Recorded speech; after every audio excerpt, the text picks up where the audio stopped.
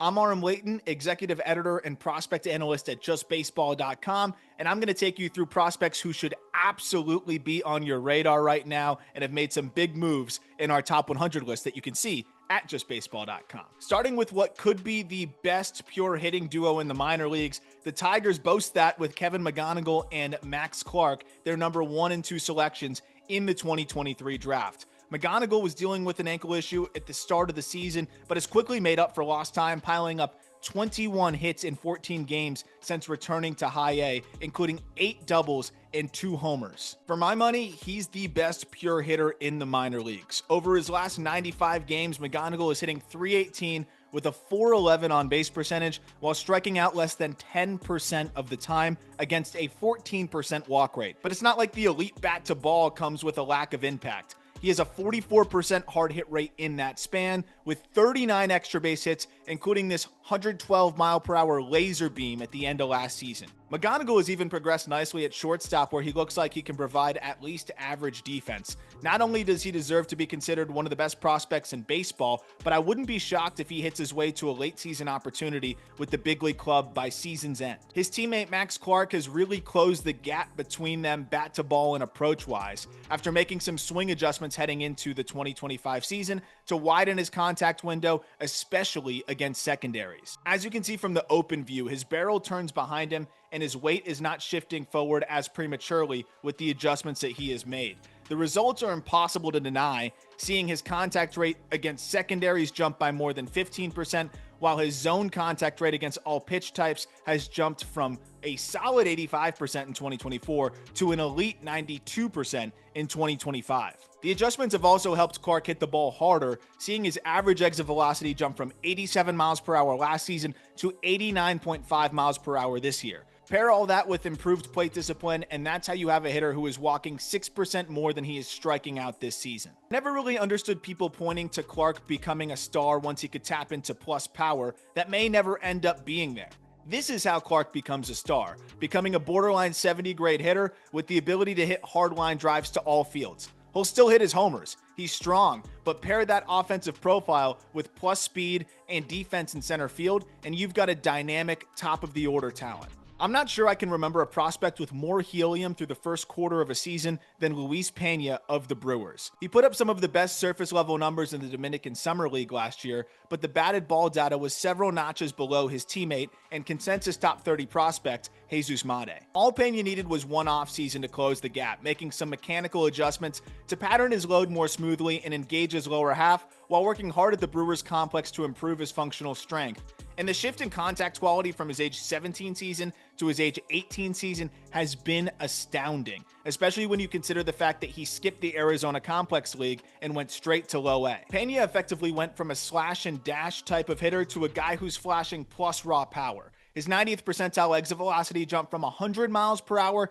to 106.5 miles per hour, while his hard hit rate increased from 27% to 43%. You can see how much more cohesive the swing is now between his upper and lower half, giving him much more potential for a lethal combination of hit and power, especially when you consider the fact that he has easy plus wheels, already has 25 bags this year. Another teenager with exciting tools in low A, Rays first rounder Theo Gillan is showcasing what could be above average tools across the board. His draft stock slipped some due to a rough stretch of injuries as an amateur, but Gillan is now healthy and hitting the ball hard at low A. It's such a smooth swing from the left side, and his feel for the strike zone is already elite with a chase rate of just 13%. But it's the raw power that he is already flashing that has his stock rising. Through 30 games, Gillan's 90th percentile exit velocity sits at 106 miles per hour, along with a hard hit rate of 46%, both figures that are in the plus territory. At 6'3", 200 pounds, there could be some more room for strength, but that may not even be needed as plus wheels are a big part of his game too, swiping 17 bags on 18 tries already this season. Such a polished swing and approach for a teenage hitter is really exciting, especially when you consider the fact that his exit velocities are already reaching 112 miles per hour, which makes me feel like the sky is the limit. Back to players who adjusted their swings and are reaping the rewards, Dodgers prospect Mike Sirota may be as good of an example as any.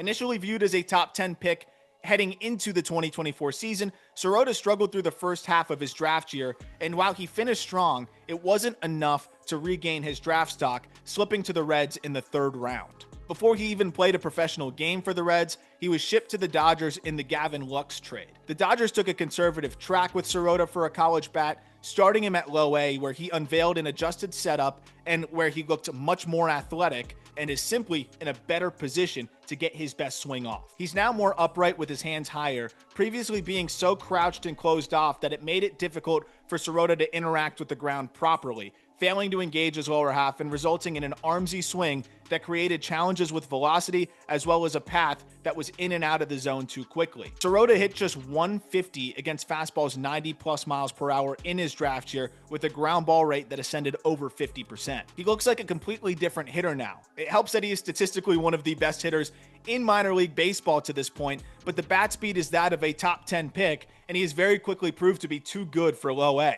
Now at high A, Sirota has seen his 90th percentile exit velocity jump from 103.5 miles per hour with metal in college to a ridiculous 108 miles per hour with wood through his first 40 pro games. For reference, most hitters see a 2 to 3 mile per hour drop in exit velocity going from college to pro ball, or at best, it's a wash in their first pro season. But Sirota's rapid shift is a testament to how much his previous mechanics were holding him back.